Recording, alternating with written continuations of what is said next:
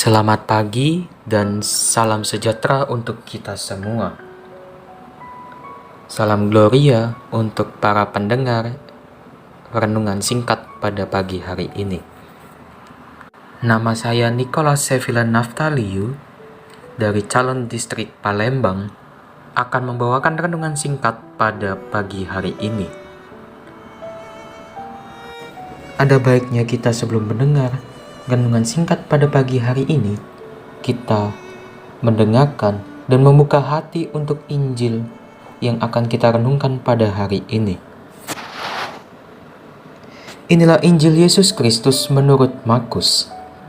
Inilah yang diberitakannya, sesudah aku akan datang, ia yang lebih berkuasa daripadaku, membungkuk dan membuka tali kasutnya pun aku tidak layak. Aku membaptis kamu dengan air, tetapi ia akan membaptis kamu dengan Roh Kudus.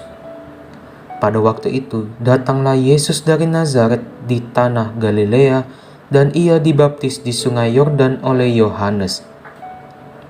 Pada saat ia keluar dari air, ia melihat langit terkoyak, dan roh seperti burung merpati turun ke atasnya.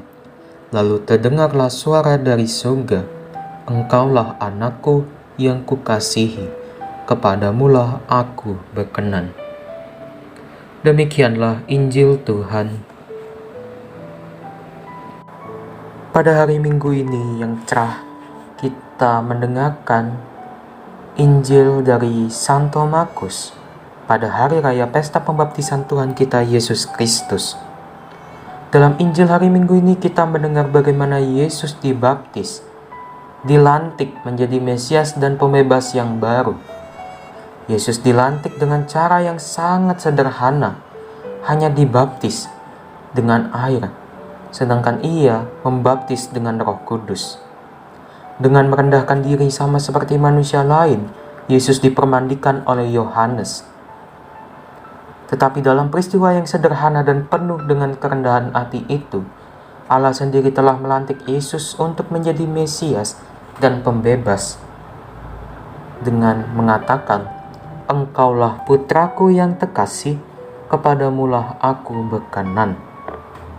Kata-kata ini pun diucapkan tepat sama dengan yang tercantum dalam Mazmur yang memang dinyanyikan pada hari pelantikan Raja Israel.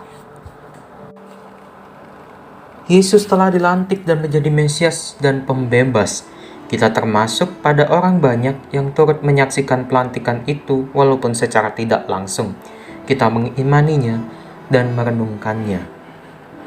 Kita dapat saja menerima ataupun menolak rahmat Tuhan kita Yesus Kristus sebagai Mesias dan pembebas bagi diri kita. Tetapi alangkah baiknya kita menerima dan membuka diri terhadap pelantikan dan pembebasan oleh Mesias Sang Juru Selamat kita.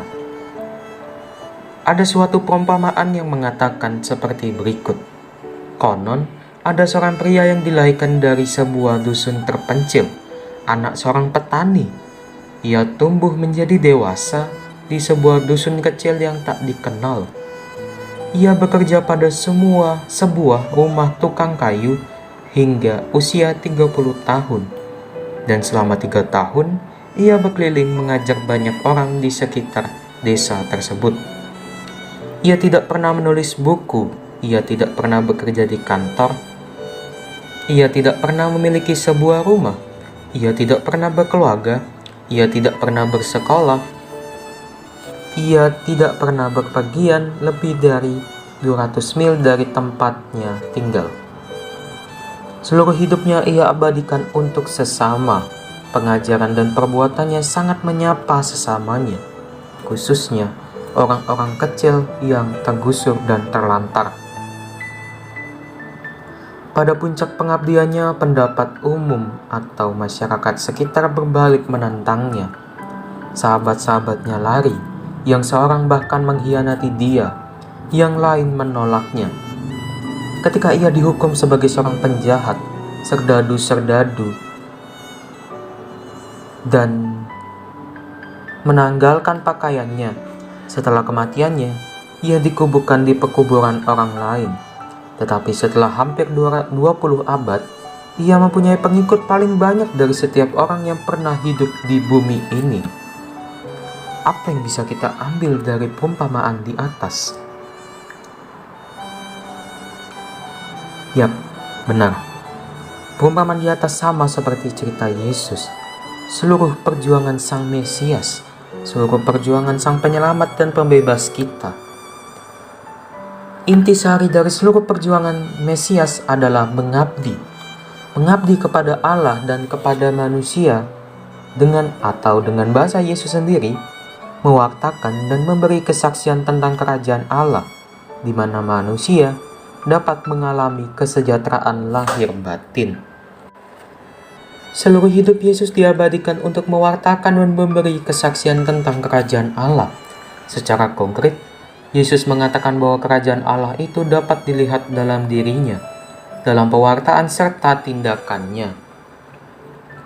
Ketika ia mengelilingi Palestina sebagai guru dan mengajar, serta berbuat baik, sebenarnya kerajaan Allah mulai nyata dalam diri Yesus. Contohnya saja, seperti saat orang buta dapat melihat, orang lumpuh dapat berjalan, orang tertawan dibebaskan, orang mati dibangkitkan, dan setan-setan diusir, dan hal-hal besar yang dilakukannya sebagai Yesus, Sang Utusan Allah.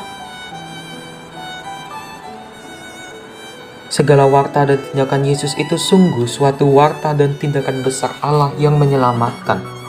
Dan untuk itu, Yesus rela mempertaruhkan segala-galanya, termasuk nyawanya yang tergantung di kayu salib.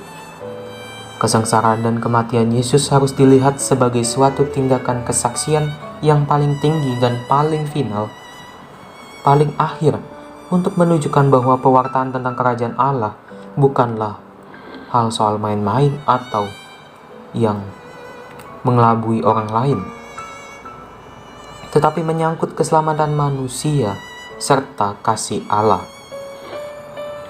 Maka, kebangkitan Yesus merupakan pembenaran dan pengakuan dari pihak Allah untuk menunjukkan bahwa pewartaan serta kesaksian Yesus tentang kerajaan Allah adalah benar.